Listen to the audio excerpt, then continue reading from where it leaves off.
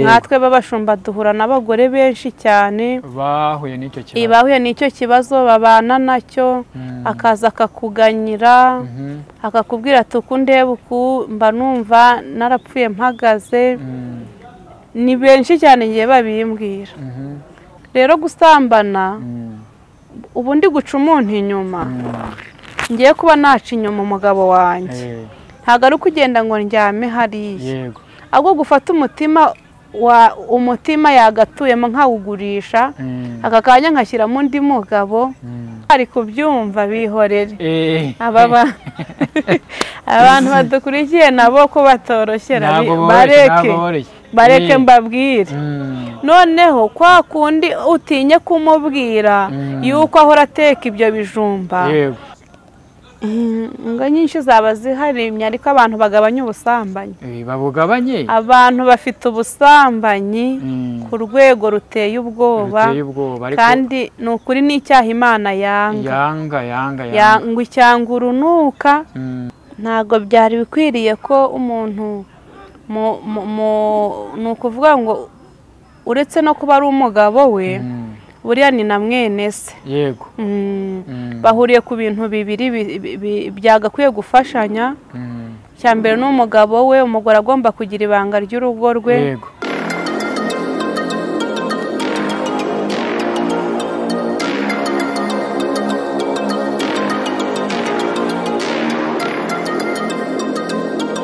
basuze mwebwe mwese mudukurikira kandi mukurikira izi channel Imana ishimwe cyane kandi ihabwe icyubahiro kuko twongeye kuba twabana n'umupasiteri witwa Jackie ariko yari kwivuga nuko muvuze ariko ntacyo araza kwivuga mwebwe mwese rero muri mu Rwanda mutuye hatandukanye mutuye mu majyepfo mu majyaruguru iburengerazuba n'uburasirazuba n'umujyi wa Kigali namwe mutuye muri diaspora muri Amerika Iburayi Canada mu Bushinwa hose turabashuhuje Imana ishimwe mwebwe mwese mwumva ikinyarwanda batacyumva turabashuhuje kandi turabakunda cyane mukande subscribe kuri iki channel aho mubona umukozi w'Imana mukande subscribe bikone ukuntu ameze neza Yesu nashimwe umukozi w'Imana Yesu ahimbazwe mumeze mute tumeze neza ndanezerewe kubana namwe turi imbere y'ubwoko bw'Imana bukomeye ndanezerewe cyane kuko ngarukanya amashimwe kandi nkasanga namwe muri bazima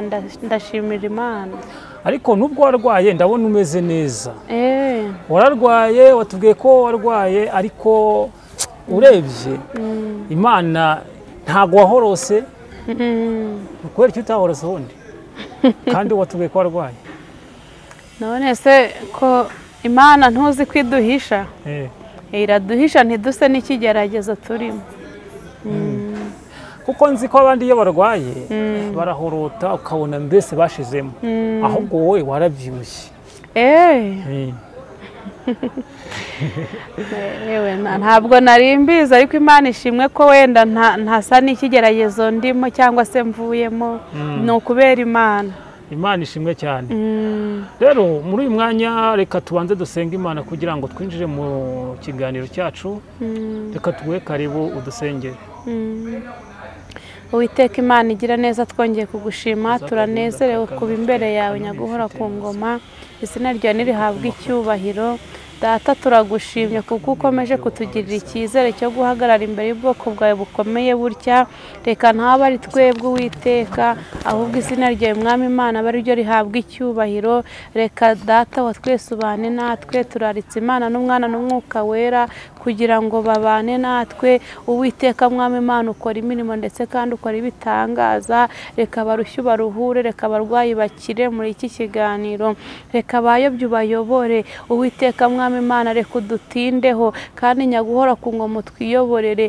ibiri buvugwe byose biguturutseho icyo twirukanye ni Satani mu izina rya Yesu reka Data ukize benshi uhembure benshi waratubwiye ngo tugize umucyo muri kirisi reka aka kanya tumurike kandi Uwiteka Mwami Imana benshi babohoke ku bwacu Data byose tubisabye twizeye mu izina rya Yesu amen amen none se Jackie uyu munsi wa none ku biriho bigenda bivugwa hano hanze abakozi b'Imana barimo kugenda babarega amakosa cyane bari kubiterwa n'iki? biterwa n'uko akenshi nabo aba ari abantu, iyo batabaye maso birashoboka ko bakora nk'ibyo abandi bose bakora. none se ubwo umushumba watannye ayobora gute intama? yahagarara gute intama kandi we yatanye, ahubwo intama zigasigara mu rwuri zonyine? aho bukera ntizishobora gutoroka urwuri zigasanga ntaho kuzikumira ngo azigarure? Birashoboka kuko biba bigoye cyane, ariko hari ijambo rivuga ngo ngiye gukubita umwungeri kugira ngo intama zitatane. Yego. Ibyo nabyo hari icyo Satani aba abikoreye kugira ngo za ntama zitatane, ariko kenshi buriya intama nazo burya zirarutanwa. Zirarutanwa se? Burya intama zirarutanwa kuko hari n'iyo umubyeyi asohotse akava mu rugo, hari igihe urugo rudasenyuka, aho ugasanga umwana mukuru afashe za nshingano umubyeyi yari afite, yego, bigatuma barumuna be batandagara. Rero abashumba nabo bari bakeneye kugira intama zitanganya imbaraga, kugira ngo mu gihe bagize intege nkeya za ntama ziziba icyuho. Nicyo kintu navuga kijya kibura cyane, ugasanga abantu bose barumva ko mushumba ari we munyembaraga, nyamara burya bagomba kwibuka ko ari umuntu, bakaba bamubera ahantu atari, bakaziba icyuho. Yego. Aha hanze hari amakuru arimo kuvugwa ya Bishop Gafaranga. Bishop Gafaranga mu by'ukuri iyo avuga yumvikana nk'umuntu ufite ubwenge, utekereza, afite ubwenge, afite ibitekerezo pe, ndetse akenshi agakunda no kuvuga ijambo ry'Imana. None se umucyo yatangaga nk'umuntu, hari umubishopu, nk'umuntu, hari umukozi w'Imana, abantu bagakwiye kureberaho. None ko tureba ishyano ryamumanukiye, biriya bintu biterwa n'iki? Ese ni kuki nk'umuntu nk'uriya ataba uwa mbere mu kugaragaza ukwihangana kugira ngo abandi amusoromeho imbuto? Ni ukubera iki? Impamvu ni uko akenshi ni ukurangara, umuntu akibagirwa uwo ari we. Nyamara buriya yabaye umuntu yajyaga yita ku iherezo rye, kuko burya Bibiliya iravuga ngo iherezo riruta itangiriro, kandi ngo imirimo ya nyuma niyo izahesha agaciro imirimo ya mbere. Iyo avuga rero kenshi wumva ari umuntu w'umunyabwenge, yagiriye abantu inama kenshi cyane rwose, cyane pe, yarakunzwe, yamenyekanye, akina uduteyatire, yigisha uburyo hari abashumba bakunda amafaranga kuruta umuhamagaro, bituma abantu bamukunda, bituma abantu bamwumva, bamutega amatwi. Mbese icyo navuga ni uko kenshi abantu batangira neza ariko ntibacunge iherezo ryabo. Rero ni ikintu kibabaje cyane mu bigaragara. Tubona Gafaranga ari hariya hantu, hariya mu nzu y'igihome, hariya ni ahantu habi, nta muntu ujya uhifuriza undi. Bajya bavuga ngo umugabo mbwa aseka imbohe. Ariko se tugarutse kuri Gafaranga, yari umuntu uvuga ijambo ry'Imana, yewe no kuririmba yararirimbye cyane. Umugore nawe ni umuramyi, ni umuntu nawe w'umuririmbyi, kandi bajyaga bafatanya, ni umuntu uzi ijambo ry'Imana. Ese byakabaye ngombwa ko afata umugabo akamujyana hariya, cyangwa se yagashatse ubundi, cyangwa se yagagize gutya wenda akicira ku ruhande se akigendera, cyangwa se wenda akamuteza mugenzi we, akamuteza ubundi byakwanga, akamuteza itorero nk'uko bajya babivuga? Ese ni ngombwa ko abantu bafite imyizerere banahuriye hamwe, ni ngombwa ko umuntu yakajyanye mugenzi we mu nzego nka ziriya? Oya, ntabwo byari bikwiriye ko umuntu, ni ukuvuga ngo uretse no kuba ari umugabo we, buriya ni na mwene se. Yego. Bahuriye ku bintu bibiri byagakwiye gufashanya. Cya mbere ni umugabo we, umugore agomba kugira ibanga ry'urugo rwe. Igihe abonye umugabo yagize intege nkeya nka ziriya, akaba hari abantu yamuteza bakamumufasha mu gihe wenda we yamunaniwe. Icya kabiri, kuva ari n'abakristo bari banahuriye mu itorero. Rero kuba ikintu nka kiriya cyabaye kikamenyekana cyane, nubwo ngewe ntari impari, ariko kiramutse cyaturutse ku mugore, nawe yaba ntaho atandukaniye n'umugabo we. Niba umugabo yarabuze kwihangana agakubita umugore nawe akaba yabuze kwihangana, akageza umugabo mu nkiko, habayeho amakosa akomeye. Ariko nanone ngaruka mvuga yuko bishoboka yuko atari umugore wenda wamutanze, ikintu nka kiriya kibaye n'umuturanyi ashobora guhamagara akavuga ati mudutabare. Polisi rero yahagera igahita ikora icyo igomba gukora, kuko polisi yo muri iki gihugu cyacu ntago yihanganira abantu b'abanyamakosa. Birumvikana, ibyo birumvikana. Ariko Pastor Jackie rero hari akantu kavugwa, ndabona uri umudamu ukuze cyangwa se uri umumama, uri umubyeyi, ushobora kuba ufite urugo rumaze imyaka myinshi, kuko nimba rumaze imyaka irenze umwaka umwe ni imyaka myinshi. Hari amakuru avugwa yuko ngo yaba mu bintu ngo bamuvugaho haba harimo ngo gufata umugore ku ngufu no kumukubita. Ese umuntu utunze umugore we yaramushatse cyangwa se umugore yarashatse umugabo, habaho icyo bita gufata ku ngufu? Biravugwa ko uriya mukozi w'Imana yaba yakoraga ibyo bintu se. Ngo yaba mu byo aregwa, mu byo baporopoza ashobora kuba aregwa, barakeka ko haba harimo ngo icyaha cyo kuvuga ngo yafashe umugore ku ngufu. We umugore we yishakiye amufata ku ngufu.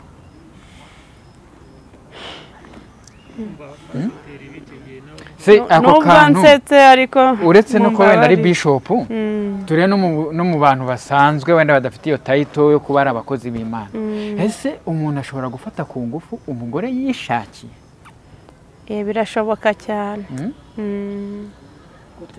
Birashoboka, bikunze kubaho cyane cyane nko ku bantu badaha agaciro abandi. Ahubwo ngira ngo kumubaza ibyo bintu ngira ngo niko kumuha agaciro, kuko mbere na mbere aba yaramushatse amukunze. Oya, hari uburyo ibyo bintu bibazwamo. Ni nk'uko udashobora gutaha utashye uvuye ku kazi ngo umugore agusanganize isahani y'ibiryo ku muryango. Ese umugore wawe aramutse agusanganije isahani y'ibiryo ku muryango, ugihetse baga, ucyambaye inkweto, ibyo biryo akakubwira ngo kubera ko ndi umugore wawe ndashaka ko ibi biryo ubirira mu muryango, wabishobora? Oya. Rero nacyo kigaragaza ko ikibazo uri kumbaza, nubwo wenda hari igihe umuntu abaza ibyo azi nka mwarimu. Oya, ntabwo mbizi kuko njya mfata ku ngufu. Ariko ni ibintu bikunze kubaho muri sosiyete, cyane cyane mu bantu navuga ngo ikise ntabwo ntukanye, ariko mu bantu hari bataza agaciro k'umuntu, cyangwa se mu bantu bagifite ubujiji. Kandi icyo ni ikintu kibangamira abagore. Icyo kintu gishobora gutuma umugore anarwara akazajya n'indera agahinduka umusazi. Buriya se? Kuko hari ikintu umuntu akora kuko yagiteguye. Yego. Kiriya ni ikintu umuntu akora agishaka, kimurimo. Igihe cyose agikoze kitamurimo bishobora kumugirira ingaruka mbi. Bivuze ngo ibyo bintu koko aramutse yarabikoze bikaba byaragenze gutyo, icyo cyaha kikaba cyamuhama, cyaba ari icyaha gikomeye cyane kuri we. Ni cyaba ari icyaha gikomeye cyane. Gusa nyine tunibutsa n'abandi bantu bubatse ingo badukurikiye yuko bakwiriye kukirinda, kuko gikunze kubaho. Natwe b'abashumba duhura n'abagore benshi cyane bahuye n'icyo kibazo, babana nacyo, akaza akakuganyira, akakubwira ati uku ndeba uku mba numva narapfuye mpagaze. Ni benshi cyane ngiye babimbwira. Akavuga ati umuntu arataha akambwira ati nimugaburire ku ngufu, nimusasire ku ngufu, ntiyanshuhuje, ntazi uko niriwe, ntazi uko meze, wenda uwo munsi ndababaye. Ariko akambwira ati kubera ko nagukoye bigomba kugenda gutya. Aha ari ikibazo gikomeye. Icyo ni ikintu gihangayikishije abagore, kandi ni ihohoterwa rikomeye. yego tubona ko umuryango rero ari ikintu cyo guha agaciro, ari ikintu cyo gukomeraho. uyu munsi wenda koko Bishop Gafaranga ari mu gihome, uretse ko ubu ngubu akiri kubazwa wenda kugira ngo wenda ashobora gutaha cyangwa se agakomeza. ese uyu munsi wa none wenda turebye nko ku mugore wenda wasigaye, umutwara akaba afunze, ndatekereza wenda niba yakundaga umugabo nawe hari ibyo afite biri kumukomanga, ku rundi ruhande hari n'agahinda afite wenda k'ibyamubagaho. ariko se uyu munsi wa none wenda ni nk'iyihe nama ushobora guha wenda nk'abantu, urabona wenda nk'umuntu w'umugabo gufata umugabo wawe akajya ahantu nk'hariya ntabwo ari ibintu bikunze kugaragara neza. gusa hari ubwo ibibazo biza ugasanga nta yandi mahitamo ushobora gufata, bikaba ngombwa kwitabaza ubwo buyobozi. ariko se wenda nk'uriya mudamu wenda nk'ahantu ari uyu munsi wa none, ni nk'irihe jambo wamubwira nk'umukozi w'Imana aka kanya ry'icyo wenda yakora? kuko ntekereza ko ahantu uriya muvandimwe ari arababaye. ubutabera nabwo cyangwa se ubugenzacyaha ntago natwe nta kintu dushobora kubuhata, ariko se wenda nk'uriya mudamu wari ufite umugabo akaba ari hariya, wenda akaba ari ayo rimwe kabiri gatatu, ese uyu munsi wa none ari nk'ibishoboka yagenda akamusabira imbabazi? ese wenda yarahohotewe kenshi bibabaje yamureka agaherayo? ni uruhe ruhande yakwerekana hagati aho ngaho? wenda ubivuge no muri rusange. ikintu navuga rero ni uko ikintu nka kiriya kiba kibabaje cyane. ubundi ukuntu abagore bateye ntabwo navuga ngo bose ndabazi, ariko nagereranya. buriya mu busanzwe umugore ni umuntu ukunda urugo rwe, yego akafata urugo rwe akarwubamaho. ni ukuvuga ngo buriya ibintu kenshi bijya kugera hanze umugore yarabihishe byarageze kure. yego ni ukuvuga ngo buriya ni uko ukuri kose kudashyirwa hanze. hari igihe n'inshuti ziba zarahageze, abavandimwe, itorero, iyo bigeze ku rwego nka ruriya biba bigeze ku rwego rubi cyane. ubundi se buriya byagera kuri ruriya rwego mu miryango, inshuti nta babimenyeshejwe ngo bacacacace ngo barebe yuko ibyo bintu wenda hari aho byagarukira wenda bikoroha?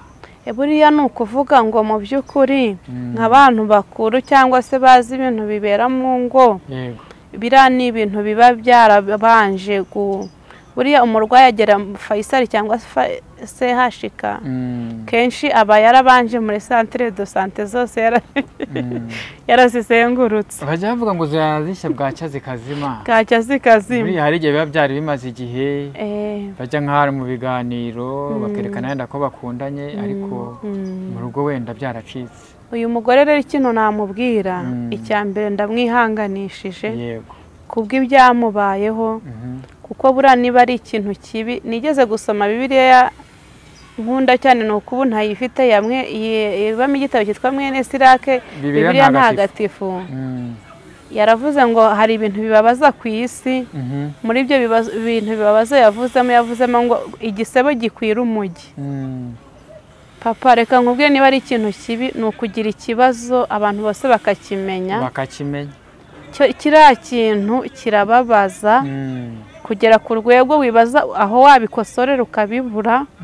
uretse kuba wagifata ukakirengagiza ukagifata nk'ikitabaye kugira ubuzima bukomeze, ariko biba bikomeye.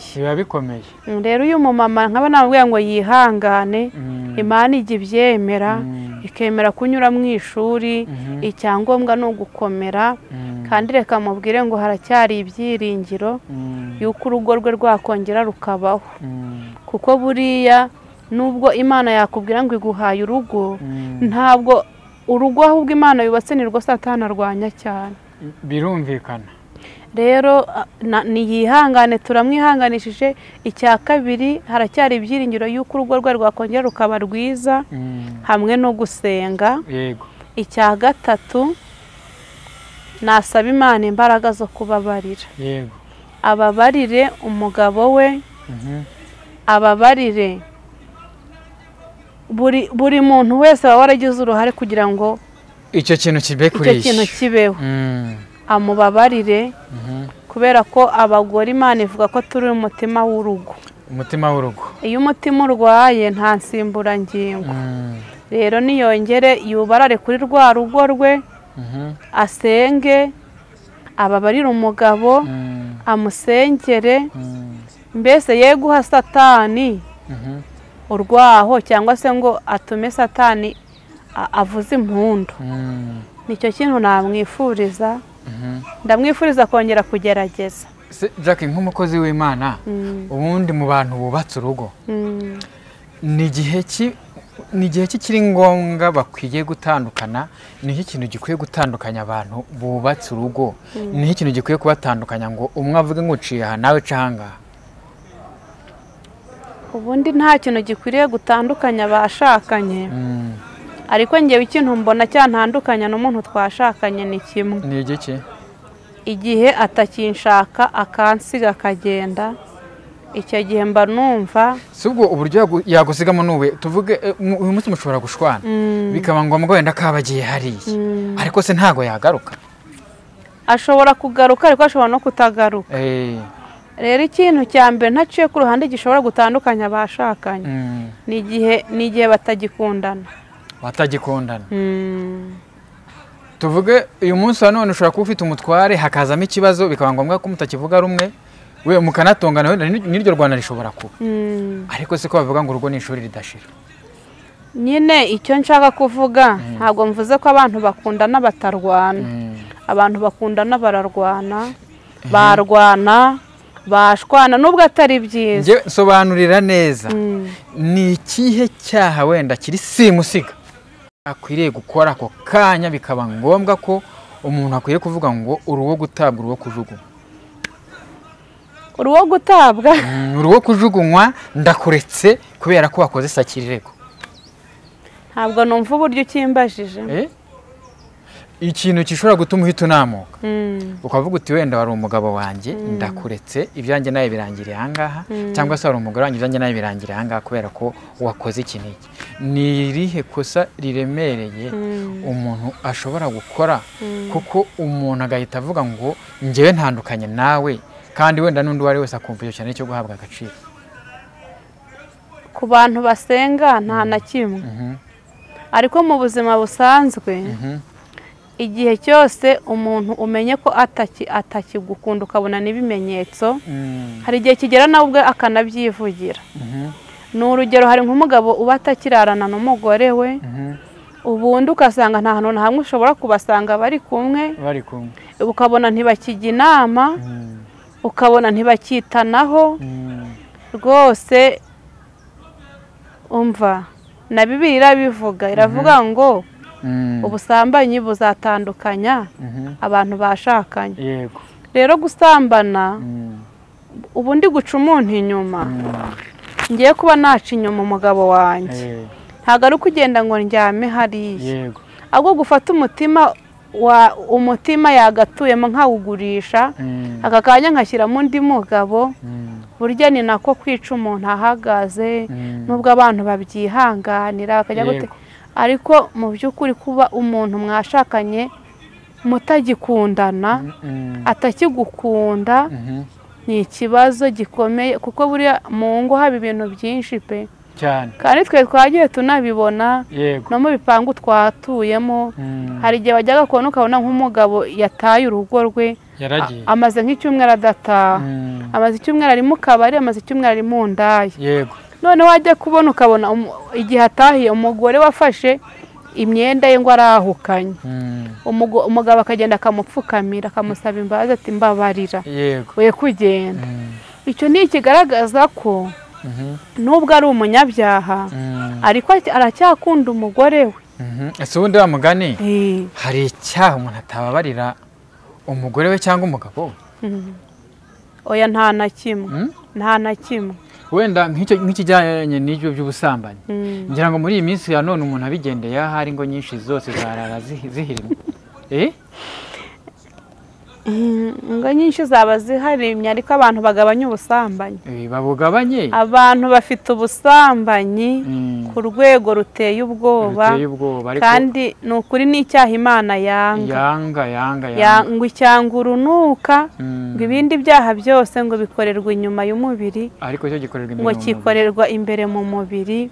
Ntimugire ngo izi ngo nyinshi zisenywe n'amafaranga, zisenywe n'ibiryo, zisenywe n'iki. Ni ugutera akabariro hanze.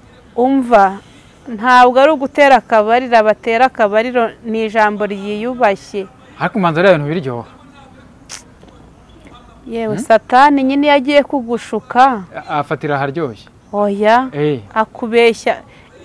Ubwo se wambwirwa ibyo ubusambanyi buryoheye hehe, bumaze iki? None se buri abantu babikunda cyane bakabijyamo ugasanga arashwanisha abantu nuko biriya bintu ubundi bitamwe uburyohe? Oya ntabwo, kuko ni igikorwa Imana yashyizeho kubera impamvu. Noneho abantu bagihindura ukundi kuntu kudakwiriye, kutariho. Yego. Ni ibibazo. Ntago rero uri buvana utatubwiye no ku ijambo ry'Imana. Tubwire no ku ijambo ry'Imana. Urebe ikigo ukwiye kuduha muri aka kanya cyangwa se unakurikije n'ibyo tuvuzeho. Urebe ikigo ugomba kuduha kiri bufasha abantu natwe kikadufasha kandi. Murakoze cyane. Ubundi ntabwo narinzi ibyo turi buganire. Ubu wamaze kubibona rero? Oya, ariko nari naje mfite ijambo riri muri Mika ibice 6 umurongo wa 8. Havuga ngo yewe mwana w'umuntu we, yakweretse icyiza icyo ari cyo. Icyo Uwiteka gushakaho ni iki? Ni ugukora ibyo gukiranuka, no gukunda kubabarira, no kugendera n'Imana yawe wicisha bugufi. Amen. Uwo yari umuntu hari usanzwe akiranirwa, arimo ashakishwa ngo akiranuke. Yego. Ni ukuvuga ngo iri jambo riri kumfasha kubera ko Imana iri kumbwira ngo nimbwira abantu bababarire.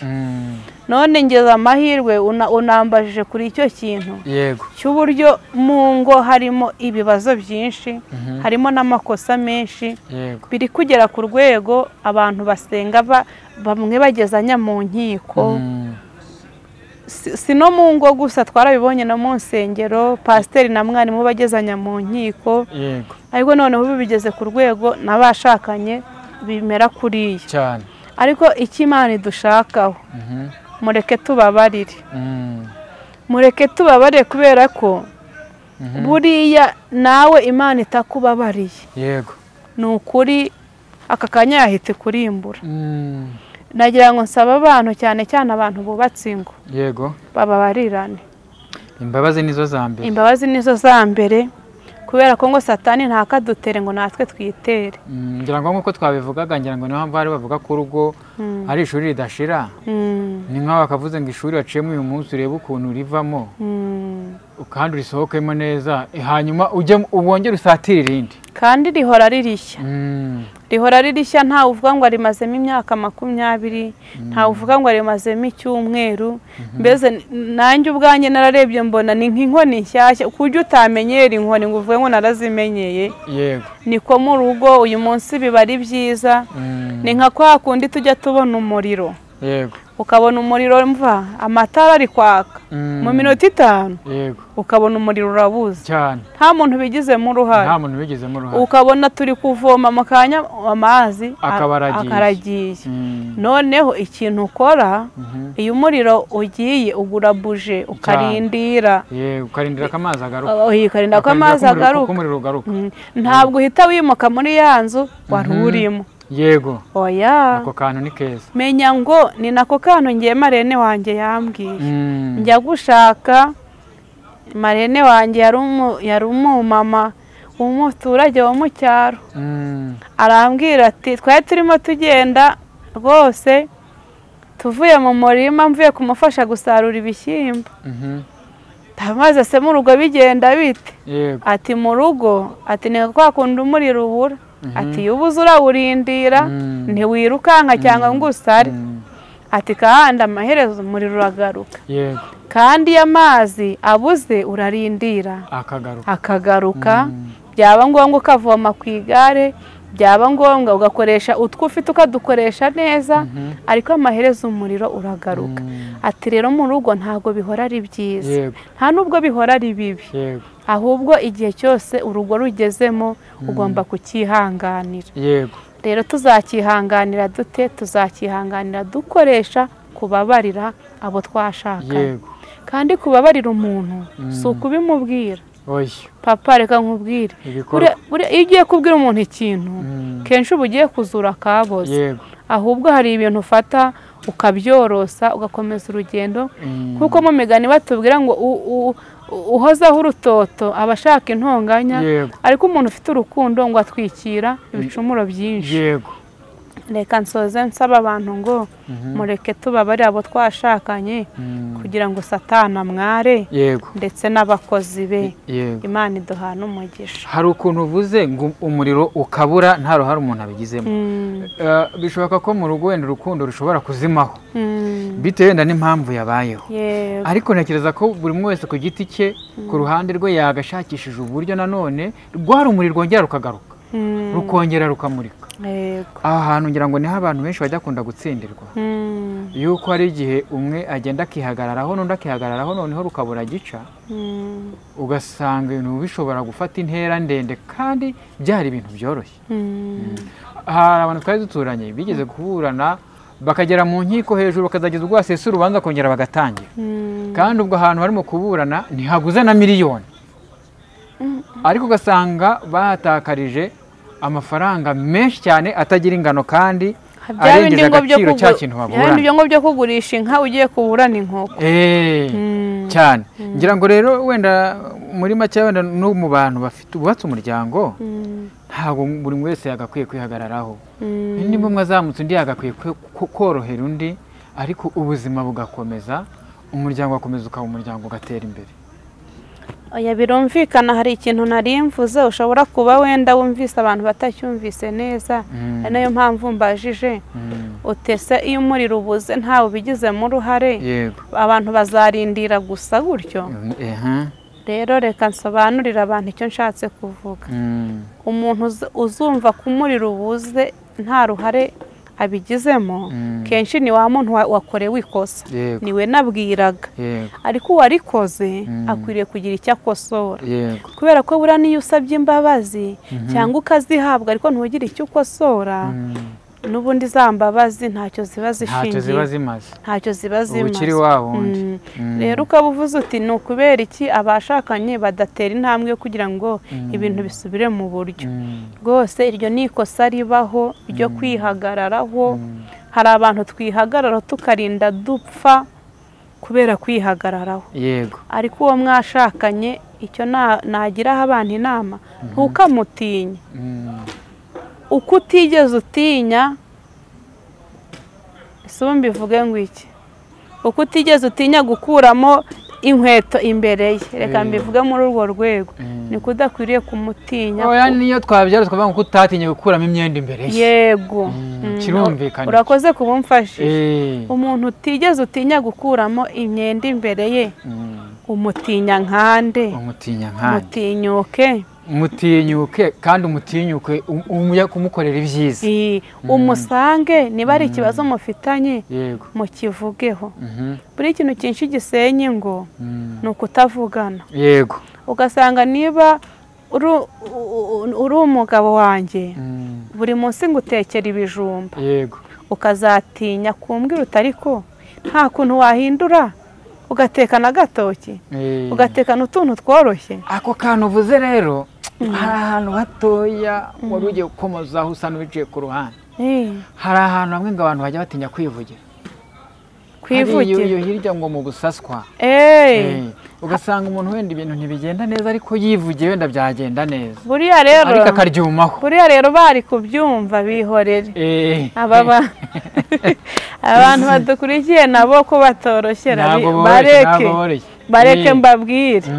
Noneho kwa kundi utinye kumubwira yuko ahora ateka ibyo bijumba, ahubwo ukabigumana mu mutima.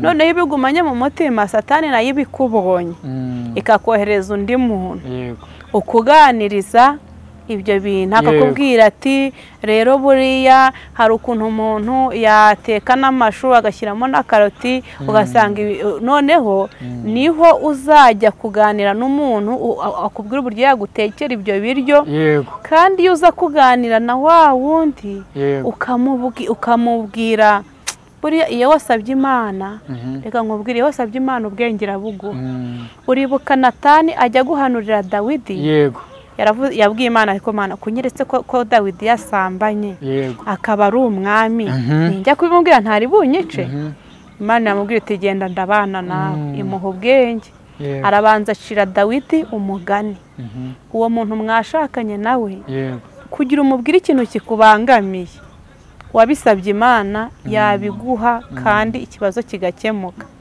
ariko ingo nyinshi zisenywe no kutaganira ku bintu bibangamiye abura ngo kutaganira ngo bishobora kuba bikomoka ku ifuhe